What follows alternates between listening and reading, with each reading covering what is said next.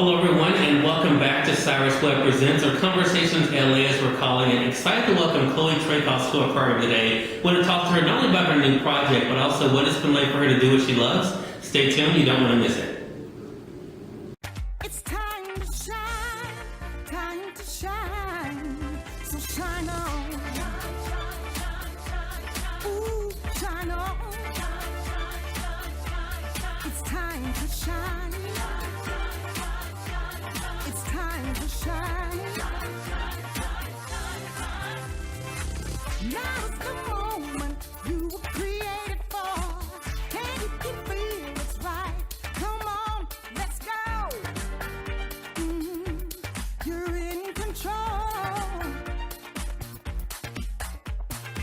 So tell me what you want. And we're back everyone with Cyrus Webb Presents. I'm here today with Chloe Traicos. We're talking with her not only about her love of acting and also of course what it's been like for her to be a part of projects that she believes in. She has a great new project we're going to talk to her about, as well as let you all know how you can stay connected with her. Chloe, thank you so much for the time. Appreciate it. Oh, thanks, Cyrus. No, I really appreciate you taking the time to interview me. Yes. Well, the pleasure's definitely all mine. So let's first of all talk about this journey for you. I mean, Sure. Devil's Cove is your new project. We're going to get into that a little bit later. But what has it been like for you to be a part of these projects, Chloe, and to already see the response?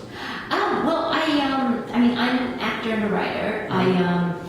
I started off writing my own projects, and I did that mostly because there are so few good roles for women out there. So I started doing that back when I was living in Australia, and so yeah, so it's kind of like sort of saying what the journey's like. I mean, it's quite incredible. I mean, it's it's something that I love doing. It's something that I'm always going to do for the rest of my life. Yeah. And so watching. I did my first movie. I Wish I Was Stephanie a few years ago in Australia, and that was.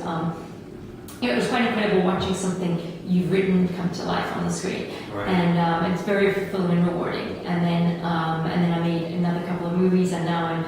Devil's Cove was my first movie in America, so that was a big step for me. So it's a very hard journey. And all I can say is that it's I always say to everyone starting out in the business, don't do it unless you love it, because it's not you don't get instant gratification. You have to keep working and working, and so.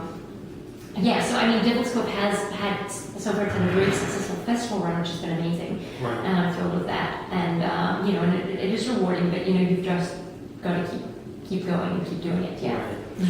Chloe, you mentioned something I think is so important for our audience, that you're a writer as well as an actor. Yes. And I love the fact, the control that you've been able to take, because a lot of times people say, well, there's not an opportunity out Yes. there. You've created opportunities. Right. I mean, where did that courage come from to do that? I think it's a big part of it is just who I am. I just I could never be someone who just sits there complaining that I didn't get an acting job in 2 years because my agent never called me. It's I always just think, well, that's just being a victim. That's just letting yourself be controlled. Go and take charge of it. I do love writing as well. That was a part of it. But I think it's also a big part of it was because I think I kind of went into the business not expecting to get roles, which is kind of a good place. When here I'm coming from, like at school, I was never the pretty kid, so I never got cast in the lead roles in the plays. And to an extent, I think that was really good that happened, because it made me sort of. I'd go to auditions and I was a lot more laid back because I wasn't expecting to get it. And so, and you kind of think, well, okay, you're not going to, you don't get it, so what do you do then? So you start thinking, okay, well, look, I'll make my own project. So I think that's where a lot of that came from. It's not, I've seen people who sort of like got the leads in high school, all through high school, and they went out into the business, and after a year, they're done. It's just like, oh my gosh, I didn't realize how hard it was. So I think a big part of it is not, sort of just kind of being prepared for how hard it's going to be, and for saying, look, it's not going to be easy. On the occasion when you do get a part, it's absolutely wonderful, of course. Right. But I think that's part of it where my thinking came from. I kind of went out there not expecting like, and within 6 months I'm going to have a starring TV role. I'm kind of like, I guess it's kind of more realistic. I kind of think, well, I'm going to go for auditions, I'm going to go for everything. But this is what I'm going to do to make sure that I'm constantly working. Yeah. Yeah, and I think that's so important too for our audience to realize, and I think it's important in life in general, right? Yeah, yeah. I think, Chloe, because I think, to be able to know that you're not going to just put your success in someone else's hands. Right, right. Now, and like you said, you've been able to show other people what's possible too. We'll get into that a little bit later, but I want to talk about Devil's Code for a minute and the inspiration, because I think as a visual artist myself, sometimes I find inspiration in the weirdest places. Right. What kind of inspired you when it came to Devil's Code? A lot of things, I think. I am a reader of true crime. That's my favorite genre of book. Not the fake crime, the true, real, gory stuff that really happens in real life.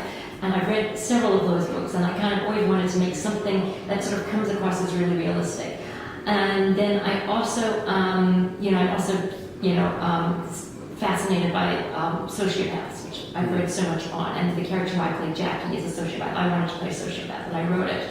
The initial version of the screenplay was more of a psychological drama than a thriller. More of a psychological thriller with it had the first murder, that of Tony's husband, but then it was more like just Tony's journey and just sort of what she went through mentally. And I showed it to my friend John Cohen, who's one of the producers on the project, and he said, "Look, this isn't going to sell. You need more murders."